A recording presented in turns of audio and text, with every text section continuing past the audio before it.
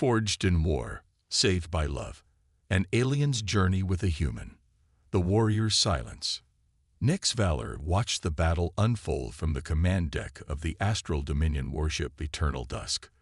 The violet glow of her bioluminescent markings cast eerie shadows across her silver-scaled face as she studied the tactical display. The human outpost on Proxima Station burned bright against the void, its defense systems failing one by one beneath the selenary onslaught. Commander Valor, her second-in-command, Lieutenant Jen, approached with a bow. The human resistance is crumbling. Their eastern flank is exposed. Nyx's four-fingered hand tightened around the hilt of her vibroblade.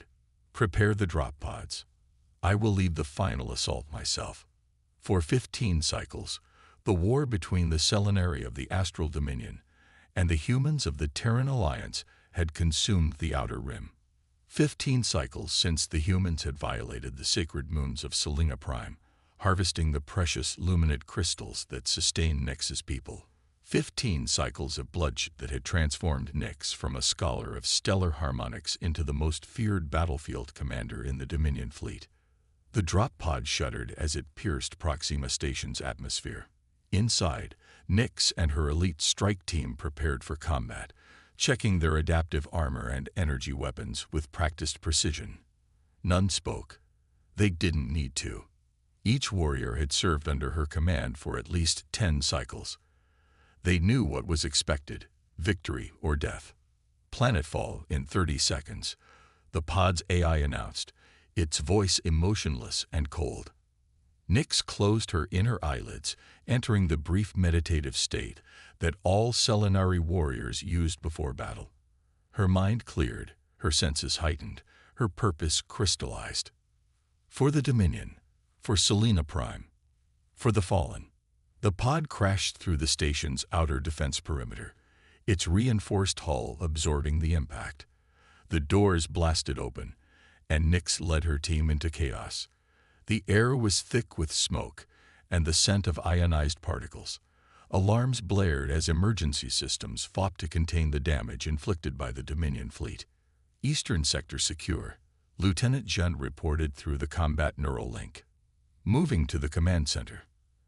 Acknowledged, Nyx responded, her vibroblade humming with deadly energy as she cut through a sealed door.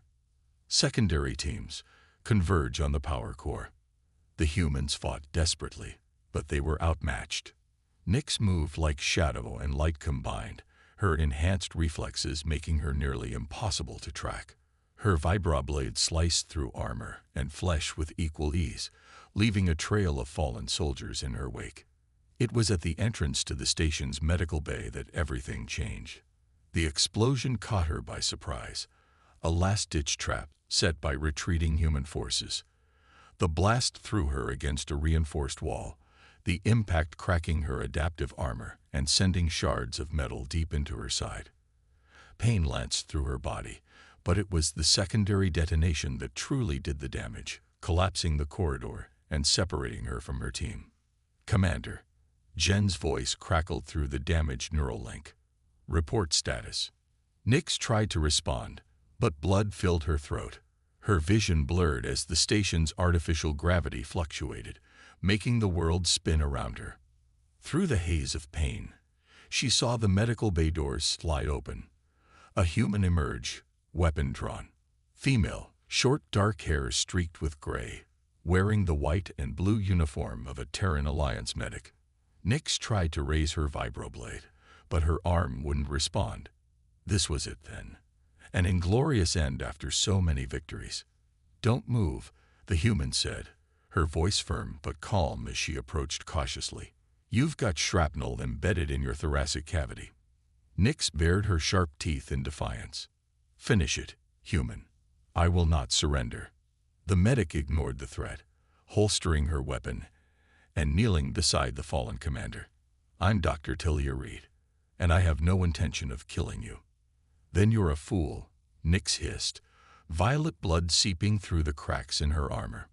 Probably, Talia agreed, pulling a medical scanner from her belt. But I took an oath to preserve life. All life, even yours. Before Nyx could respond, The station shuddered violently. The Dominion fleet was beginning the final bombardment. Soon, Proxima Station would be nothing but debris. "Your people are thorough," Talia muttered, glancing at the ceiling as dust rained down. "Can you move at all?" Pride warred with survival instinct in Nyx's mind. "Why would you help me? I've killed countless humans. And I've patched up soldiers who've killed countless Selenari," Talia countered, already working to stabilize the worst of Nyx's injuries. "War makes monsters of us all. Now shut up and let me work. We got about 10 minutes before this section decompresses." Against all reason, Nyx allowed the human to help her to her feet. Together, they stumbled through the burning station, avoiding both human security forces and Selenari strike teams. Talia seemed to know every maintenance tunnel and emergency passage, guiding them toward an evacuation point. "My team," Nyx said between labored breaths. "They're evacuating to your ships," Talia responded, checking her tablet. "The station is lost. Both sides are pulling out." They reached a small medical transport ship, hidden in an auxiliary hangar. Talia helped Nyx aboard, then sealed the door behind them. "Where are you taking me?" Nyx demanded as Talia strapped her into a medical support cradle. "Somewhere neither your people nor mine will find us," Talia said, moving to the pilot's seat. "There's an abandoned research outpost on Vega Minor. The radiation storms keep most ships away, but this transport has specialized shielding." As the ship detached from the dying station, Nyx fought to remain conscious. Why risk your life for an enemy? Talia's hands moved skillfully across the controls, navigating through the debris field. "Because someone has to remember we're all just people underneath these uniforms." The journey to Vega Minor passed in a haze of pain and sedation. Nyx drifted in and out of consciousness as Talia performed multiple surgeries to remove the shrapnel and repair damaged organs. The Selenari's remarkable regenerative abilities helped, but even they had limits. When Nyx finally awoke fully, she found herself in a small room carved into stone. Medical equipment hummed softly nearby, monitoring her vital signs. Through a narrow window, she could see twin suns setting over an alien landscape of crimson rock formations. "You're finally awake," Talia said, entering with a tray of supplies. "Good. I was starting to worry about brain damage." Nyx tried to sit up, but her body protested. "How long?" 3 weeks, Talia answered, checking the monitors. "Your people think you died on Proxima Station. Mine think I did too." "You should have let me die," Nyx said, her voice hollow. "It would have been honorable." Talia snorted. "Honor doesn't mean much when you're dead. Besides, I've seen enough death to last several lifetimes." Over the days that followed, Nyx regained her strength slowly.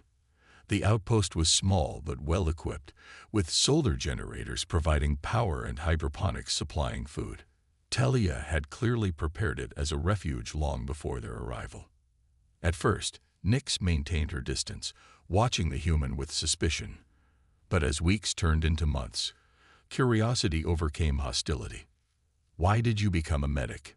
she asked one evening as Talia changed her bandages.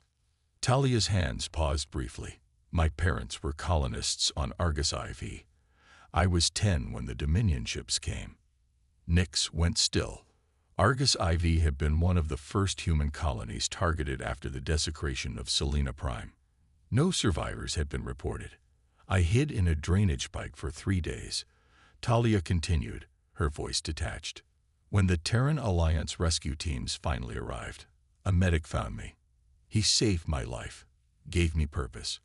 I decided then that I would save others, regardless of which side they fought for."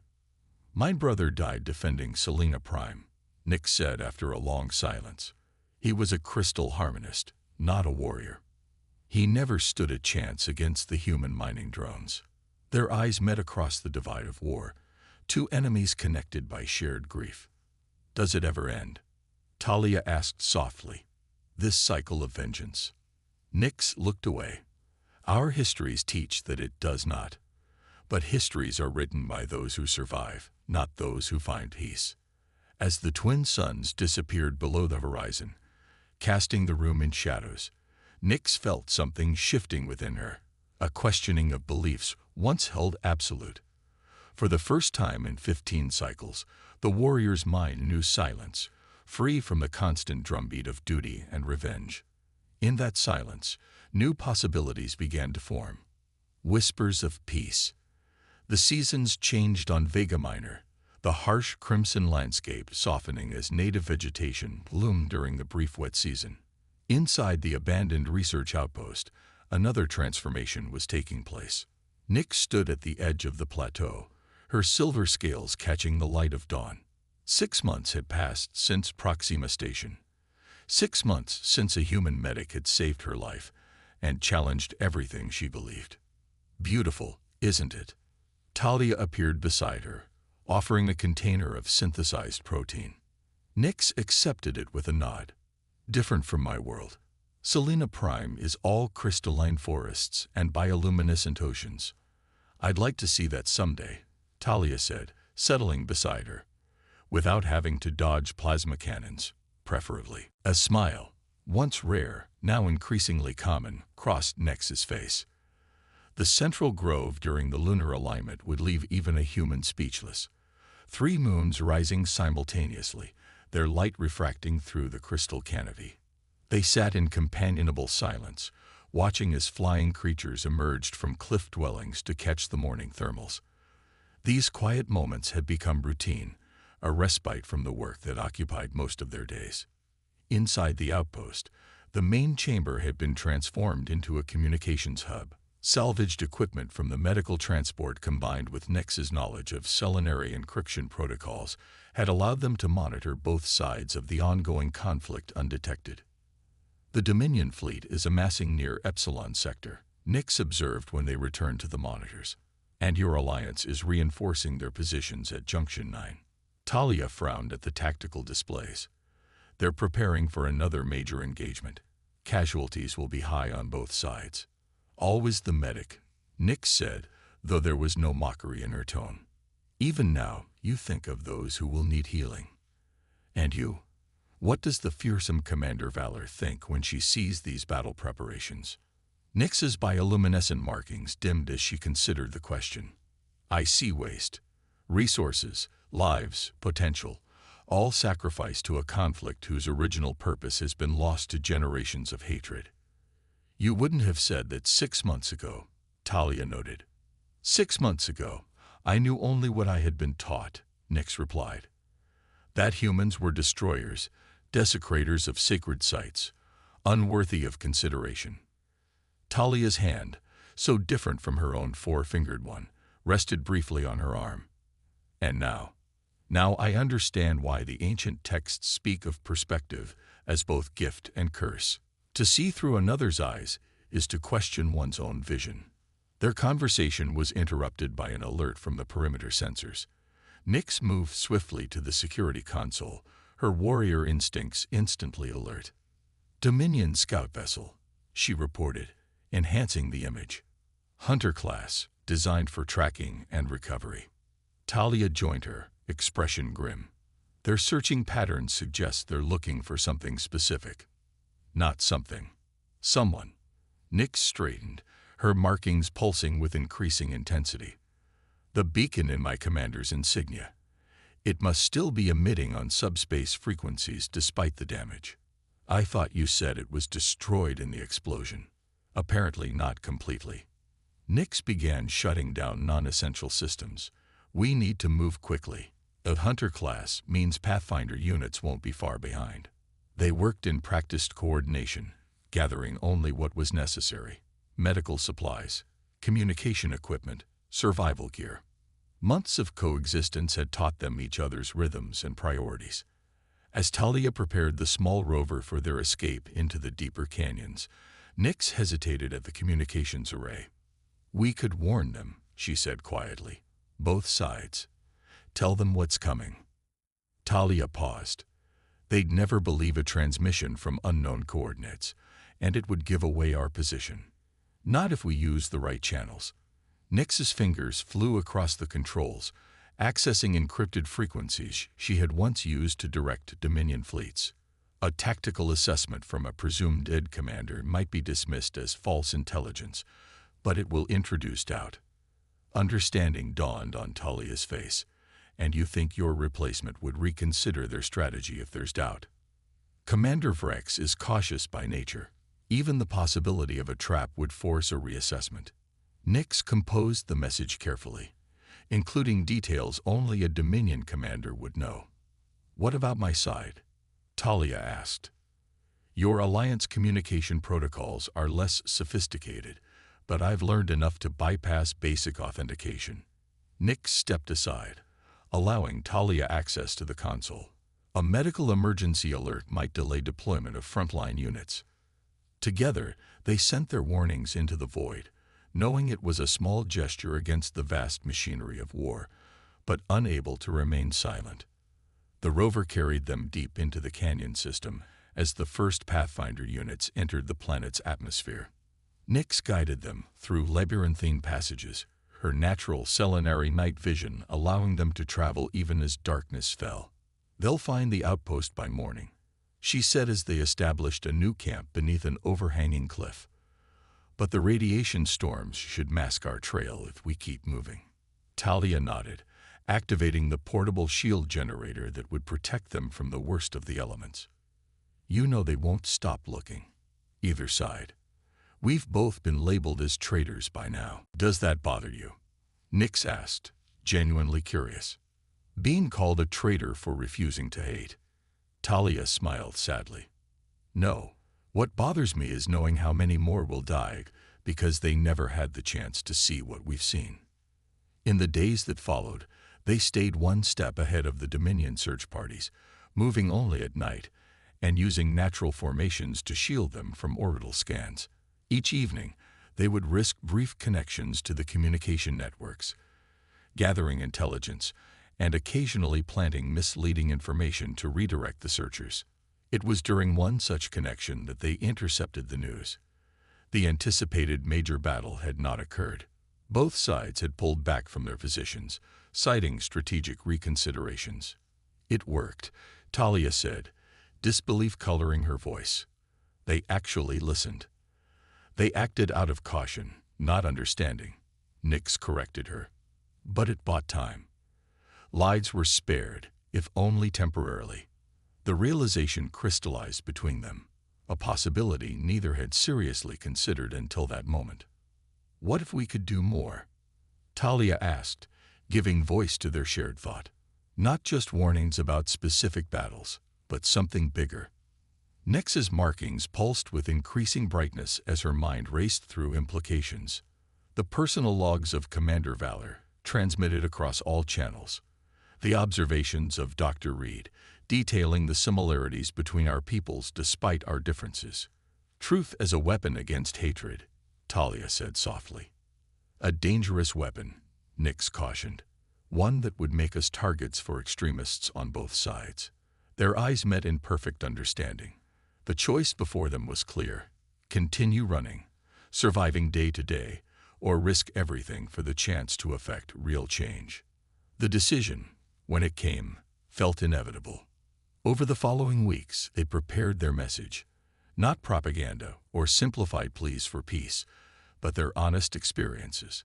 Nix spoke of seeing humanity through Talia's actions, of questioning doctrines that had driven her entire life.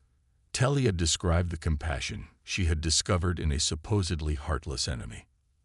They included tactical information valuable to both sides, enough to prove their identities and ensure their message wouldn't be immediately dismissed.